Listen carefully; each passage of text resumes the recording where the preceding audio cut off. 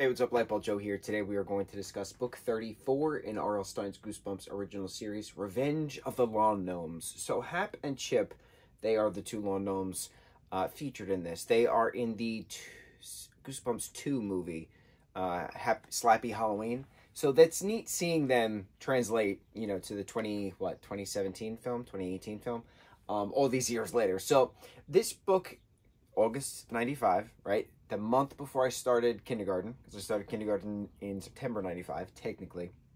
This was a library book, which is pretty cool because it originally has the original kid's name in this, and then there's a library card with other kids' names who like took it out at the school that this is from, and it's just neat. I talked about this a while ago that I like having a book that somebody else had, and the fact that 5 documented kids already had this back in the 90s, and then here we are now, you know, in 23. So who else read this prior to me actually getting it? Am I the 6th?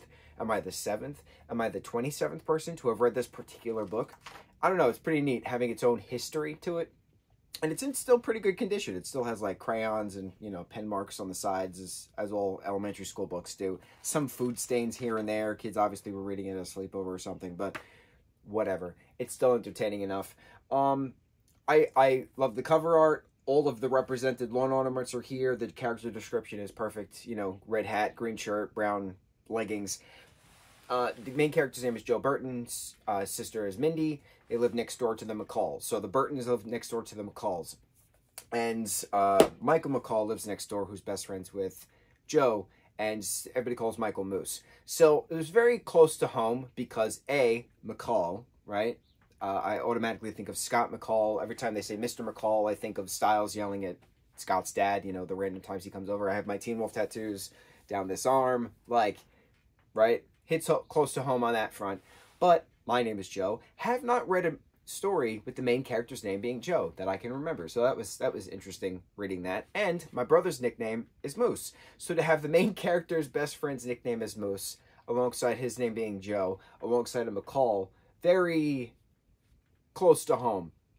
Aside from that, it's a cute book, very different in regards to scare level, in regards to, you know, the horror at Camp Jelly Jam, which we just talked about, and that was terrifying. That was a really great scare of the book. This is just cute, and my only concern with this is that it's recycled. And why I say that is that it's the same plot points of Night of the Living Dummy, that the kids go to sleep, the dummy comes to life, you know, causes chaos, takes paints some stuff that they're not supposed to, goes back to being still, and then, you know, the kid's blamed. Literally what happens in this book. The gnomes come to life after their purchase at this lawn, you know, store.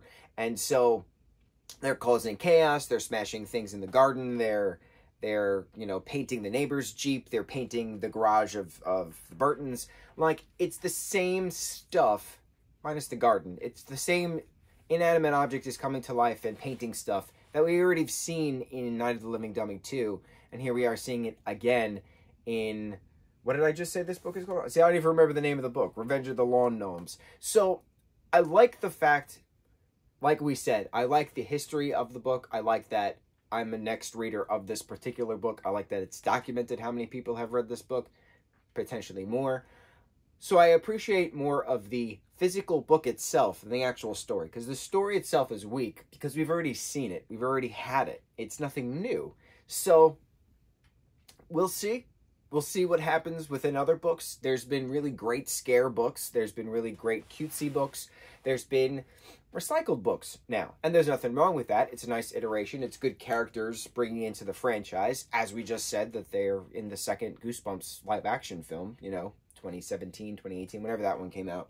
And that's a great movie. It takes place on Long Island, too, which, again, is close to home.